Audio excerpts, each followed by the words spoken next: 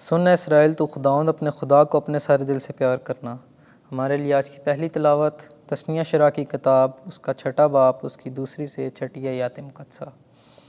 اس وقت موسیٰ نے بنی اسرائیل سے کہا کہ اگر تو خداوند اپنے خدا سے ڈرے تاکہ تو ان سب قوانین اور احکام کو مانے جن کا میں نے تجھے حکم کیا، تو اور تیرا بیٹا اور تیرا پوتا اپنی عمر بھر، تاکہ تیرے دن بڑھائے جائیں۔ پس اے اسرائیل، سن اور شوق سے ان پر عمل کر تاکہ تیرا بھلا ہو، اور اس ملک میں جس میں دودھ اور شہد بہتا ہے تو بہت بڑھ جائے، جیسا کہ خداوند تیرے باپ دادا کے خدا نے تجھ سے وعدہ کیا۔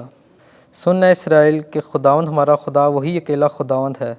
پس تو خداوند اپنے خدا کو اپنے سارے دل اور اپنی ساری جان اور اپنی ساری طاقت سے پیار کر، اور یہ باتیں جن کا میں آج کے دن تجھے حکم دیتا ہوں اب تیرے دل پر نقش رہیں۔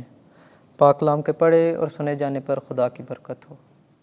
زبور 18 جماعتی جواب: اے خداوند میری قوت، میں تجھے پیار کرتا ہوں۔ اے خداوند میری قوت، میں تجھے پیار کرتا ہوں۔ اے خداوند میری چٹان، میرے حصار، میرے مخلص، میرے خدا، میری چٹان جہاں میں پناہ لیتا ہوں، میری سپر، میری نجات کا کرن، میرے حسن، میں خداوند قابل حمد کو پکاروں گا اور میں اپنے ادا سے رہائی پاؤں گا۔ جماعتی جواب: اے خداوند میری قوت، میں تجھے پیار کرتا ہوں۔ خداوند زندہ ہے، میری چٹان مبارک ہو، میرے خدا کی تعریفیں بلند ہوں جو مجھے بچاتا ہے، وہ جس نے اپنے بادشاہ کو عظیم فتوحات دیں اور اپنے ممسو کو رحمت دکھائی۔ جماعتی جواب: اے خداوند میری قوت، میں تجھے پیار کرتا ہوں۔ چونکہ وہ دائماً قائم ہے، مسیح کی کہانت لازوال ہے۔ ہمارے لیے آج کی دوسری تلاوت مقدس پولس رسول کا خط عبرانیوں کے نام، اس کا 7واں باب، 23 سے 28 آیت مقدسہ۔ اے بھائیو، وہ تو کثرت سے کاہن مقرر ہوئے، اس لیے کہ موت کے سبب سے قائم رہنے نہ پاتے تھے، مگر یہ چونکہ دائماً قائم ہے، لازوال کہانت رکھتا ہے۔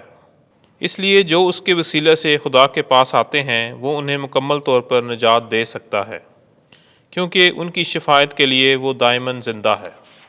چنانچہ ہمارا کاہن اعظم ہونا بھی ایسا چاہیے تھا کہ وہ مقدس، معصوم، بے ریا، گناہ گاروں سے علیحدہ اور افلاک سے بھی متعال کیا گیا ہو، جو سردار کاہنوں کی طرح اس کا محتاج نہ ہو کہ ہر روز پہلے اپنے اور پھر قوم کے گناہوں کے لیے ذبیحے چڑھائے، کیونکہ اس نے ایک بار قطعی طور پر یہی کیا جب اس نے اپنے آپ کو چڑھایا، کیونکہ شریعت تو کمزور آدمیوں کو کاہن اعظم مقرر کرتی ہے، مگر وہ قسمیہ کلام جو شریعت کے بعد ہوا، اس بیٹے کو مقرر کرتا جو دائماً مکمل ہے۔ پاک کلام کے پڑھے اور سنے جانے پر خدا کی برکت ہو۔ خداوند آپ کے ساتھ ہو۔ انجیل مقدس مرکز کے مطابق اے خداوند تیری تمجید ہو۔ 12واں باب 28 سے 34 آیت۔ ایک دن فقیوں میں سے ایک نے یسوع کے پاس آ کر اس سے پوچھا کہ سب سے پہلا حکم کون سا ہے؟ یسوع نے جواب دیا کہ پہلا یہ ہے، سن اے اسرائیل کہ خداوند ہمارا خدا ایک ہی خداوند ہے۔